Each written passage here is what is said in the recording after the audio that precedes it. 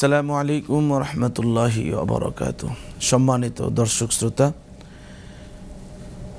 আমরা আজকে সূরা কাফিরুন নাজিলের ইতিহাস সম্পর্কে আলোচনা করব।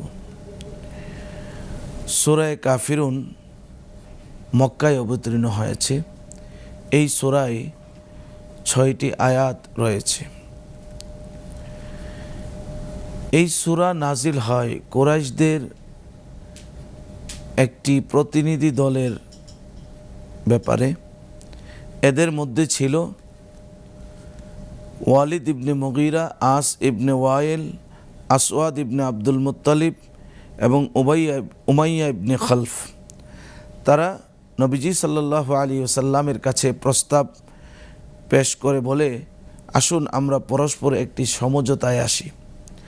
আপনি আমাদের দ্বীনের অনুসারী হবেন, আমরাও আপনার দ্বীনের অনুসারী হব।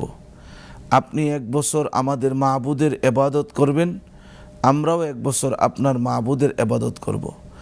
আপনি যা নিয়ে এসেছেন সেটা যদি উত্তম হয়, যার মধ্যে আমরা শরিক থাকার প্রস্তাব করছি, তাহলে আপনার সেই আনিত দ্বীনের আমরা অনেকখানি গ্রহণ করব।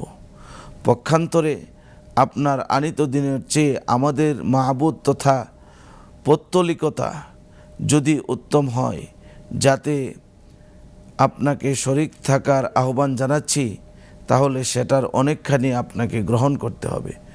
হুজুর সাল্লাল্লাহু আলাইহি ওয়াসাল্লাম তখন বলেন, আল্লাহ মাফ করুন, আমি আল্লাহর সাথে কাউকে শরিক করা থেকে পানা চাই, আশ্রয় চাই, আল্লাহ হেফাজত করুক। তখনই আল্লাহ সুবহানাহু ওয়া তাআলা সূরা কাফিরুন নাজিল করেন এবং রাসূল করিম সাল্লাল্লাহু আলাইহি ওয়াসাল্লামকে আল্লাহ তাআলা জানিয়ে দিলেন, কুল, নবী আপনি বলুন, ইয়া আইয়ুহাল কাফিরুন, হে কাফের সম্প্রদায়, লা আ'বুদু মা তা'বুদুন, তোমরা যাদের ইবাদত করো আমি রাসূল তাদের ইবাদত করি না।